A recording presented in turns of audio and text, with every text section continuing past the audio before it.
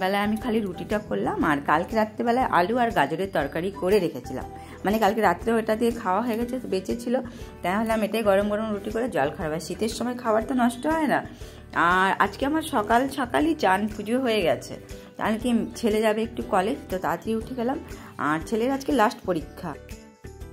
আর তোমরা তো জানোই আমার বাড়ির দুপাশে মন্দির আছে। এই যে পাশে আমার বাড়ির ডান পাশে ছোট মন্দিরটা আছে, কুকুরটা দেখো যখনই পুজো হয়, যখন উলু শঙ্খ বাজবে, দেখো রীতিমতো শঙ্খ বাজিয়েই যাচ্ছে সে। মন্দিরে যখন ঘন্টা বাজবে না, ঘন্টা বাজার মাঝখানে একবার ডমরু বাজে, যেই ডমরু বাজবে এই কুকুরটা বুঝে যায় যে এখন শঙ্খ বাজাবে। তার আগে থেকে এইভাবে সমানে ও চিৎকার করতে থাকে, মানে শঙ্খ বাজানোর মতন। আর দেখো বলে না ভগবান কখন কোন রূপে দেখা যায় কেউ জানে না।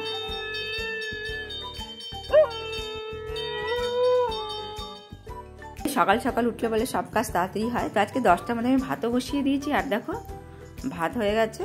আর আজকে আমি বানাবো, ভাত করার পরে আমার বাবা চিকেন নিয়ে আসলো, আর দেখো চিকেনের ঝোল।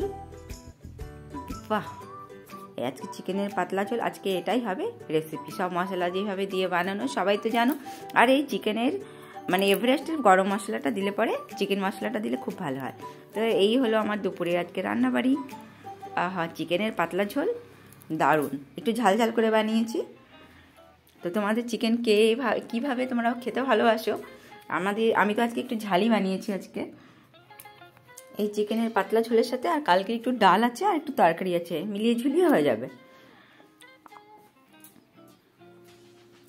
আর দেখো আমি তোমাদের সাথে একটা জিনিস শেয়ার করছি। বাড়িতে আচার বিক্রি করতে এসেছিলো, আর এই দেখো আমি আমের আচার কিনেছি, তাই তোমাদেরকেও দেখাচ্ছি।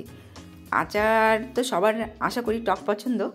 আর দেখো কী কী বড় বড় আমের আচারগুলো, তাই তোমাদের সাথে শেয়ার করলাম। আর এই আমি আচারটা কিনেছি, ছাতু পরোটা করি, ছাতু পরোটা খেতে ভালো লাগে। টক একটা আমি বিশেষ একটা খেতে পারি না। আর দেখো এক কৌটো হয়ে গেছে।